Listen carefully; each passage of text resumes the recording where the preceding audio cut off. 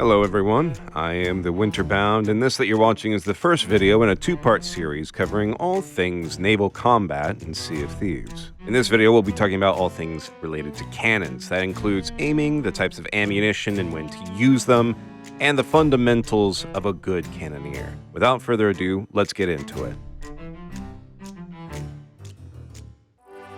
Starting out with your main means of offense at sea, the mighty cannon. Cannons are a surprisingly versatile and unsurprisingly devastating tool, but only as long as you know how to use them. However, there are some things that can help or harm your use of the cannon, namely, what cannon skin and what cannon flare you apply from the shipwright. Where your cannon is aimed does not change with the application of a cannon skin, but the appearance of where it is aiming does. Let me explain. As you can see here, I am aiming just at the edge of the horizon. If you pick a cannon skin that increases the profile of your cannon, the edge of your cannon barrel, which you're probably using to aim with, will be wider than if you had equipped a skin with a more narrow profile. Some of the bad ones are the Sovereign, Admiral, and, probably the worst of all, Aristocrat-style skins. Oh! Ew! Dude! While the more reliable ones are the default sailor cannons and the regular Sea Dog style skins. In my opinion, the best, hands down the cream of the crop, the apex of cannon perfection, is the Hunter's Call cannons, unlocked at 45 reputation in the Hunter's Call faction. Oh yeah, girl. You know I love that short, slim, minimally obstructed barrel. This bad lady will leave your enemies crying for mercy, and leave you crying from ecstasy. Sorry about that. Basically, the narrower and shorter the barrel, the better. As far as cannon flares go, some cannon flares will obstruct your vision more or for longer periods of time. I would probably recommend just going with the basic default cannon flares. Of course, you're free to pick whatever cannon skins and flares you like, but bear in mind that your crewmates might not have adjusted to these as you might have. And that brings us to aiming. Fuzzy Bond has covered some of this in his video, which I highly recommend, but I'm going to go over the basics as well as a few more nuances in this video. You can find a link to his video in the description. When aiming cannons, you need to take 4 factors into consideration: how your ship is moving, how the enemy ship is moving, the distance to the enemy ship, and what ammunition you're using. For the first of those factors, as you can see here, I'm firing at a stationary target, the top of the fort, while stationary. It's fairly easy to land the shot, since all I have to do is aim directly at it and then raise or lower the cannon to account for distance. But what happens when I start moving?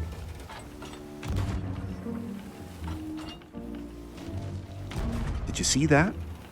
The inertia of your ship moving carries over to the cannonball, meaning depending which side of the ship you're firing from, the left in this case, you need to lead the target, since the cannonball will travel in that same direction. In this case, I'm leading to the left. The faster you're moving, the more the inertia affects the cannonball, so keep that in mind. The next factor you have to compensate for is how the enemy ship is moving. Is the enemy ship stationary? If so, you only need to compensate for your speed. Is the enemy ship going towards or away from you? Then you need to aim lower or higher to adjust. Is the enemy ship passing you in the opposite direction? If so, you need to adjust for your speed and theirs. Is the ship traveling the same direction as you? Well, then you hardly need to compensate at all. The next factor is the distance to the enemy ship. Now, you already know that as your ship is moving, the inertia of that carries over to the cannonball, but what you might not know is that when you aim higher, guess what happens? The higher you aim, the longer the projectile is in the air. The longer the projectile is in the air, that's more time for the inertia to act on the projectile, which means you need to adjust even more for longer shots. The opposite is true of targets that are closer. You need to adjust less for it, which is why up-close shots are easy enough that almost anyone can hit them. The last factor that adjusts how you need to aim is the type of ammunition you're using. Cannonballs, cursed cannonballs, and throwables travel pretty much the same way.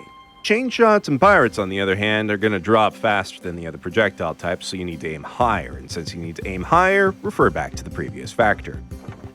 The main thing to remember as a cannoneer is this: you are not aiming at the enemy. You are aiming at where the enemy will be and trying to make your cannonball reach that spot. Now for cursed cannonballs. Right off the bat, there's one rule of thumb that I think we could all do with remembering when it comes to cursed cannonballs. Use them, Michael! Honestly, the number of times that I've sunk someone or been sunk and there's a horde of these things on board that have been unused is downright criminal. Don't hold on to these for a fight you might need it for, because that's probably the fight you're in right now. Now, the other side of that coin, of course, is when you fire off every single one of them, one after another. Cursed cannonballs can be an amazing tool, but only if you learn how to use them most effectively. Otherwise, you're just kind of wasting potential. Firing off every single one of these can sometimes undo what you're trying to do. So what you need to do is think of what you want to accomplish with that next shot and pick the right ammunition for the job. Speaking of ammunition, you guys like tier lists, right? Here's a tier list of all the ammunition in the game. Starting out with the F tier, the nuisances, the venom ball, and the limp ball. Let's face it, you can do pretty much anything you would do normally just with a little purple haze and a slight loss of health with the venom ball hitting you. And for the limp ball, it doesn't take that much time to get from point A to point B, and once you get to what you need to do on a ship, you don't need to move anymore, so it's kind of a waste. If you've got a barrel or a crate full of cursed cannonballs, don't feel bad about leaving these behind. Next up is the sole occupier of the D tier category, which is the barrel ball, the one that's only really good if you're a clairvoyant. Let's face it, when you get into a fight, you probably already have supplies in your pockets, so unless you intrinsically know when a pirate is going to get a supply, you're not going to be able to get the most out of this. Next up is the C tier, starting out with the firebomb and flame phantom cannonball. Now I know this is going to be difficult for some of you to hear, but you need to hear it. Fire is not nearly as effective as you think it is. Yes, it does damage to players, and yes, it spreads and does damage to ships, but it does so excruciatingly slowly that it's more of just a distraction. Even as a distraction, it's not that great. Any experienced crew is going to take water that they're bucketing and throw it onto the fire, dealing with two problems at once. Even worse, if you have a boarder on the other ship, they also have to worry about the fire, so I say save this one for the inexperienced crews. Also in this tier is the helm ball. Now, the times that this cursed cannonball is useful is extremely limited and often done better by other types of ammo that I'll be listing later. Pretty much the only time that I'd recommend using these is if you're trying to maneuver to get a broadside across the front of another ship and you don't want them to turn and match you for a broadside. And now we have the B tier. These are the ones that are pretty good, but often highly conditional. First in this category is the grog ball. But Winter, isn't the grog ball pretty good? It stops you from firing cannons and repairing.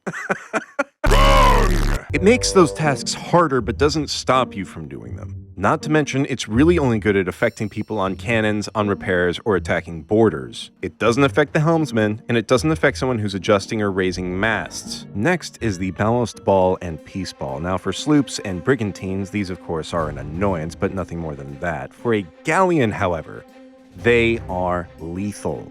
A single ballast ball makes all the ignored second deck holes of a galleon prime real estate for a flash flood. A single peace ball negates the main advantage of a galleon, which is the 4-cannon broadside. For this, they're solid choices, but they're not god tier. Lastly, we have the phantom cannonballs. Now, these are basically the same as a cannonball, which you might notice is not on the B tier. This is because this cannonball takes up your cursed cannonball slot. So if you have a lot to choose from, don't pick these. But if you are shy on cursed cannonballs and need to fill out your pockets, grab some of these. Speaking of cannonballs, that brings us to our first A-tier ammunition on the list. Versatile, reliable, and plentiful. This ammunition type is the primary means by which you will perforate the enemy ship. It means to put holes in them. Not to mention, these things are capable of knocking pirates off of cannons, off of repairs, knock down masts if you're a crack shot with 3 of them, and then there's that sublime sound when you give a pirate a makeover. Perfection. Next up is the rigging ball. Now these are good for slowing down an enemy long enough for you to do what you actually want to do to their masts. Knock them down. Or maybe you've already knocked down their masts and you see some silly pirate trying to raise it back up. One rigging ball and you become a more annoying interruption than unskippable ads. The last one on this list is the anchor ball. Now, of course, this one's a little bit more effective than the rigging ball at stopping a ship in its tracks long enough for you to knock down its masts. And now for the S tier ammunition. If you find these, pick these up, keep them in your pockets unless you're sharing them with your crewmates. First up, you all knew it was going to be here, the chain shot. Sweet, sweet chain shot. Before I start daydreaming, these things can knock down a mast in a single hit if you land it, but it can also completely devastate a helm or capstan. These things are the penultimate for creating issues on the enemy ship, opening them up for even more of your wrath. Speaking of wrath, what better to embody that wrath than a Wraith Ball? These things will hit with the explosive power of a keg and knock that ship on its side, putting a few holes in there to boot. Better yet, if you're facing a galleon, call 1-800-WRATH-BALL plus Ballast Ball for a good time. Next up is the Blunder Bomb. Now, if you feel like you've done enough damage to the enemy ship, grab a pocket full of these. Do not keep all of the blunder bombs in your pocket. You know that I need them for boarding. No, I know you need them too. I'm tired of having this discussion with you. Okay, look. It seems like can we you just go in can circles. You just go away. We'll cover this in the next video, right? Just go away. Jeez. Anyways, you can fire these out of your cannon to knock enemy pirates off their cannons, off the helm, off the anchor, off repairs, off the ship. Just leave some of them for your border friends, okay? And lastly, we have what in my opinion are the best and most versatile of ammunition. The Weary Ball and the Jig Ball. Hear me out. Want to stop the enemy from firing at you, but you don't have a Peace Ball? Discount Peace Ball. Want to stop them from raising the mast back up, but you don't have a rigging ball or blunder bomb handy? Drop the mast, you silly bot. These things are basically a pause button for the enemy crew. Use these to stop the enemy crew from doing anything you don't want them to do. But perhaps my favorite way to use these is to have your boarder stop just shy of the ladder and then hit the enemy ship with this. Bada bing, bada boom, you have now effectively gotten your boarder past those pesky ladder guarding crews. Alright, and now we get to the fundamentals of being a good cannoneer. This is where we really bring everything all together. Your job as a cannoneer is to create problems. So many problems, in fact, that the enemy crew can't keep up with it and, well, sinks. Some problems, however, are better than others. The problems you want to create first are the ones that open the enemy crew up for you to make more problems faster. I'm talking about immobilizing their ship. Let's face it, a sitting target is an easy target. Easy to shoot, easy to board, easy to evade. A ship that's immobilized and put under pressure will almost definitely be a ship that sinks. That means the first problem you want to create is one of them being mastless. If they're on the ropes, they're not on cannons. If they're on the cannons, they're not on ropes. Either way, you are open to create problems.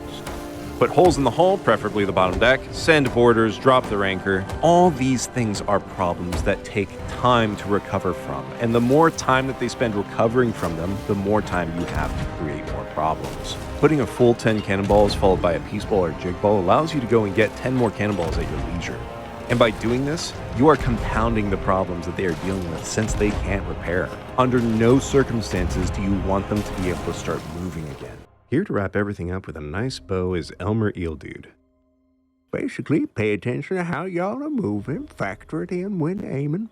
Use right elbow for the job, knock their masts, and layer the rest all nice like Nilla wafers and banana pudding. Thanks, Elmer. You're an absolute gem. That does it for this video. Look forward to the next part where we will be talking about the helmsman, the bilge rat, the boarder, and then we will take all of these roles, put them together into one beautiful picture. If these tips helped you out, leave a comment below, and if they didn't help you out, definitely leave a comment saying why. Of course, subscribing helps the channel, but I am more than satisfied with you simply watching this video. But until next time, thank you so much for watching, and have a fantastic day. NANI?! Yeah, this guy. Oh, look at this.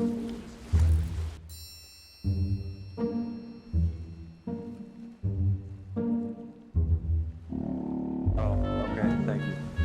Do you guys also have text to speech on? Holy shit.